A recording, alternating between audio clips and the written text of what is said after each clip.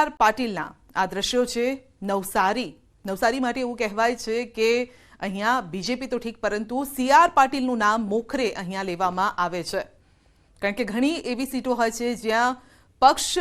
તો મજબૂત હોય છે પરંતુ પક્ષની સાથે ચહેરો પણ હોય છે જેના પર લોકો વધુ વિશ્વાસ મૂકતા હોય છે અને આ એ ચહેરો પણ છે દક્ષિણ ગુજરાતની એ સીટ લોકસભાની સીટ નવસારી જ્યાં ગઈ વખતે પણ 6 લાખથી વધુ મતોથી લીડ મેળવી હતી સીઆર પાટીલે અને આમ જોવા જઈએ તો 3 થી 4 દાયકાથી ઉપરનો આ સમય થઈ ગયો અને અહીંની જનતા નવસારીની જનતા સીઆર પાટીલે ચૂંટીને લાવે છે તેમના પર વિશ્વાસ મૂકે છે કારણ કે આ વખતે પણ જ્યારે ચૂંટણીની તારીખો પણ જાહેર નથી થઈ અને તે સમયે જ સીઆર પાટીલે કહ્યું હતું કે નવસારીમાં હું કદાચ પ્રચાર કરવા માટે પણ ન જાઉં તો પણ નવસારીની જે પ્રજા છે નવસારીના જે લોકો છે તેમના પર મને વિશ્વાસ છે કે એ લોકો પસંદ મને જ કરશે અને આટલો વિશ્વાસ ત્યારે જ હોય જ્યારે એક નેતાએ જનતા માટે કામ કર્યા હોય જનતા તેમના નેતાથી ખુશ હોય કારણ કે ઘણી એવી પણ આપણે સીટો જોઈ છે ઘણા એવા વિસ્તાર આપણે જોયા છે કે જ્યાં લોકોને તેમના નેતાના નામ પણ ખબર નથી હોતા પરંતુ આ બંને એવી સીટ છે જ્યાં જનતાનો પ્રેમ આ નેતાઓને મળતો આવ્યો છે અને મળતો રહેશે તેવો વિશ્વાસ તેઓને છે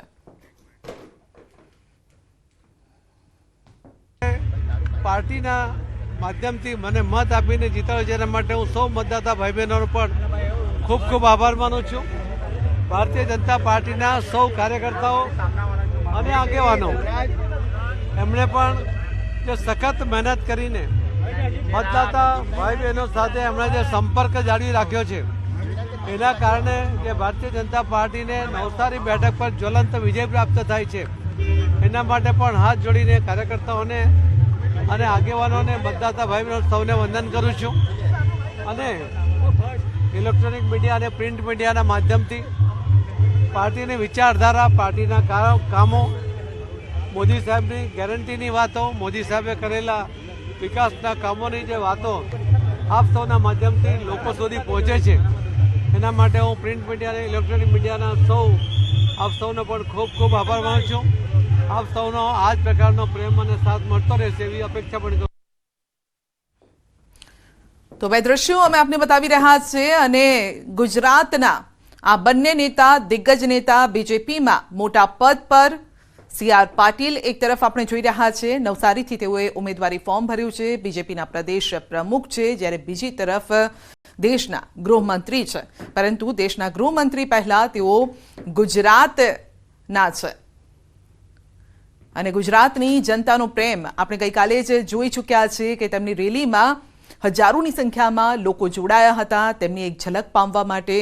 અમિત શાહને જોવા માટે ફક્ત યુવાનો જ નહીં પરંતુ જે આજનું ભવિષ્ય છે કદાચ એ લોકો હજુ વોટ પણ નથી આપવાના એવા બાળકો પણ આપણને ત્યાં જોવા મળ્યા હતા કે જેઓ અમિત શાહને જોવા માટે આવ્યા હતા તો ગાંધીનગરથી અમિત શાહ નવસારીથી પાટીલ ચૂંટણી જંગમાં છે અને બંને નેતાઓએ આજે ઉમેદવારી ફોર્મ ભર્યું છે તેમની સાથે બીજેપીના નેતાઓ હાજર રહ્યા હતા અમિત શાહની સાથે આપ જોઈ શકો છો ભૂપેન્દ્રભાઈ પટેલ સીએમ તેમની સાથે ઉપસ્થિત રહ્યા છે અને આ સમયે બંને નેતાએ એક જ વાત કરી છે એ પછી સીઆર પાટીલની હોય કે પછી અમિત શાહની કે આ જે ચૂંટણી છે નરેન્દ્ર મોદીના હાથ મજબૂત કરવાની ચૂંટણી છે માટે આપે વોટ આપવાનો છે પરિવારના સભ્યોને પણ મતદાન મથક સુધી લઈ જવાના છે મત આપવા માટે તો પોતાની તો વાત કરી છે કે પોતાને મત આપવા માટે અપીલ કરવામાં આવી છે પરંતુ આ લોકસભાની ચૂંટણી છે માટે નરેન્દ્ર મોદી પણ કહી ચૂક્યા છે કે તમે જ્યારે કમળનું બટન દબાવો છો ત્યારે સીધો મત મને મળે છે આ પ્રકારની વાત તેઓ પણ કરી ચૂક્યા છે પરંતુ મતદાતાઓને ન્યૂઝ 18 ગુજરાતી એ જ કહી રહ્યું છે કે મતદાન આપણો અધિકાર છે 7મી તારીખે જરૂર આપ ઘરની બહાર નીકળો અને આપને જે પણ આપણા વિસ્તારના જે પણ નેતા છે ઉમેદવારો છે તેમાંથી જે પણ પસંદ હોય તેને આપ ચૂંટીને લાવો તો આ બંને આ દ્રશ્યો આપ જોઈ રહ્યા છો હાઈ પ્રોફાઇલ આ સીટ બંને ગણવામાં આવે છે બંને બીજેપીનો ગઢ છે ગાંધીનગરની સીટ હોય કે પછી નવસારીની સીટ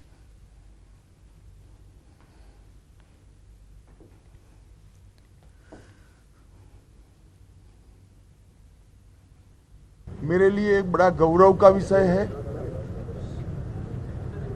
कि जिस सीट पर से इसी क्षेत्र का प्रतिनिधित्व श्रद्धेय अडवाणी जी ने किया, श्रद्धेय अटल जी ने किया, और जिस सीट पर स्वयं नरेंद्र मोदी जी मतदाता है, उस सीट को प्रतिनिधित्व करने का मौका मुझे भारतीय जनता पार्टी ने दिया है। ये चुनाव में पूरा देश नरेंद्र मोदी जी को तीसरी बार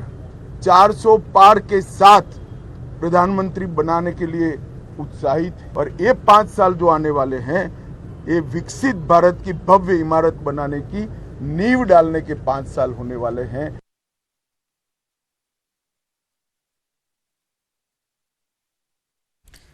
તો અમિત શાહે કહ્યું કે એવી સીટ પરથી ચૂંટણી લડી રહ્યા છે જ્યાં દેશના પ્રધાનમંત્રી નરેન્દ્ર મોદી મતદાતા છે અને આપણે જોયું છે કે જ્યારે ચૂંટણી હોય છે ત્યારે નરેન્દ્ર મોદી આવીને મત પણ આપતા હોય છે, ત્યારે એક એ સૌભાગ્યની વાત પણ અમિત શાહે ગણાવી છે। બીજી તરફ નવસારીના દ્રશ્યો જોઈ રહ્યા છો આપ।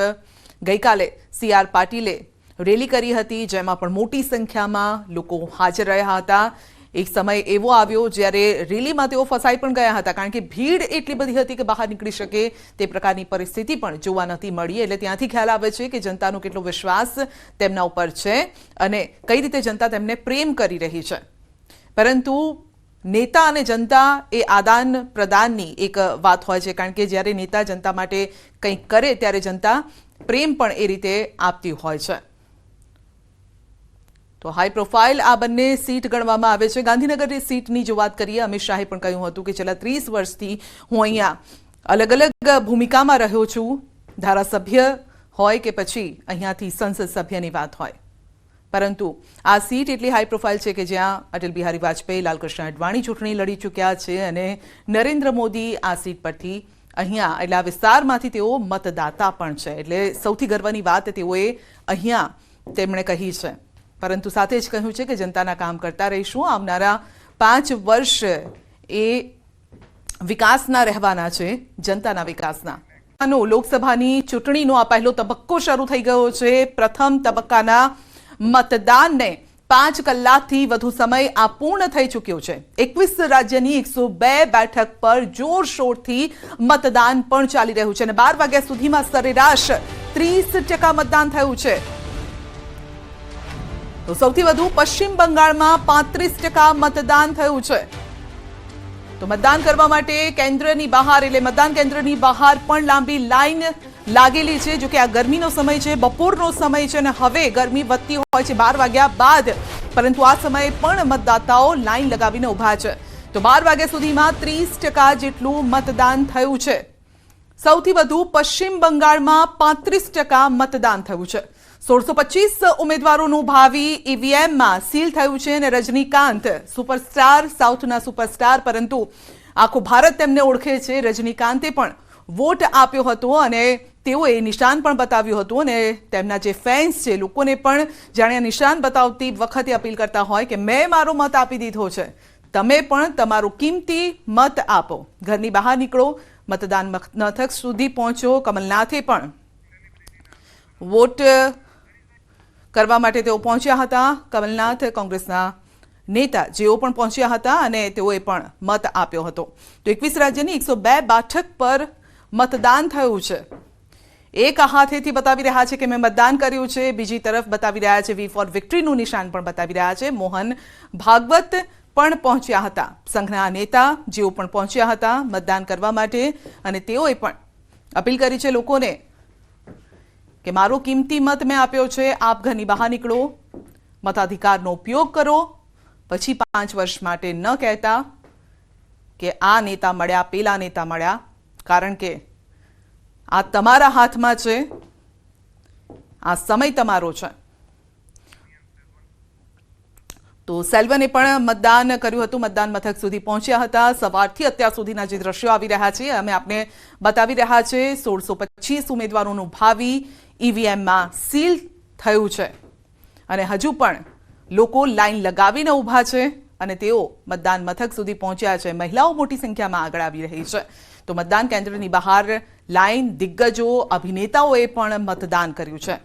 બીજી તરફ દિગ્ગજોએ વિવિધ રાજ્યમાં મતદાન કર્યું. અભિનેતાઓએ પણ પોતાના મતાધિકારનો ઉપયોગ કર્યો. આરએસએસના સંઘચાલક મોહન ભાગવતે નાગપુરમાં વોટિંગ કર્યું હતું. 12 વાગ્યા સુધીમાં 30% જેટલું મતદાન થયું છે. તો અલગ અલગ જે ટકાવારી સામે આવી રહી છે, તમિલનાડુમાં 25%ની આસપાસ, રાજસ્થાનમાં 23% આસપાસ, ઉત્તર પ્રદેશમાં 26%, મધ્યપ્રદેશમાં 33%, અરુણાચલ પ્રદેશમાં 22%, ઉત્તરાખંડમાં 26%, આસામમાં 30%, મહારાષ્ટ્રમાં 22%, બિહારમાં 22%, પશ્ચિમ બંગાળમાં 35% અને મણિપુરમાં 30%, મેઘાલયમાં 35%, છત્તીસગઢમાં 30%, મિઝોરમમાં 30%, નાગાલેન્ડમાં 30%, સિક્કિમમાં 23%, ત્રિપુરામાં 37%, અંદમાન નિકોબારમાં 23%, જમ્મુ કાશ્મીરમાં 23%, લક્ષદ્વીપમાં 17%, પુડુચેરીમાં 30% મતદાન થયું છે. તો આજે એવા મુખ્ય ચહેરાઓ છે જેમનું ભવિષ્ય ઈવીએમમાં સીલ થઈ રહ્યું છે. તો જાણીતા ચહેરા, નેતાઓ, તેમનું ભવિષ્ય ઈવીએમમાં સીલ થઈ રહ્યું છે. સાંજે 6 વાગ્યા સુધી મતદાન કરી શકાશે, કારણ કે બપોરનો સમય છે. સામાન્ય રીતે બપોરે 4 વાગ્યા સુધીમાં લોકો બહાર નીકળવાનું ટાળતા હોય છે. 4 વાગ્યા બાદ ફરી એક વખત બહાર નીકળતા હોય છે અને 4 થી 6 વાગ્યા સુધીમાં મતદાન, 6 વાગ્યા સુધી આ મતદાન છે અને મતદાન પૂર્ણ થવાનું છે 6 વાગે. તો મોહન ભાગવત, ભજનલાલ શર્મા, કમલનાથ, તમામ આ દિગ્ગજ નેતાઓ તેમના મતાધિકારનો ઉપયોગ કર્યો. તો પી ચિદમ્બરમ, એમ કે સ્ટાલિન, કેન્દ્રીય મંત્રીઓ પણ મત આપવા માટે બહાર નીકળ્યા અને મતાધિકારનો ઉપયોગ કર્યો.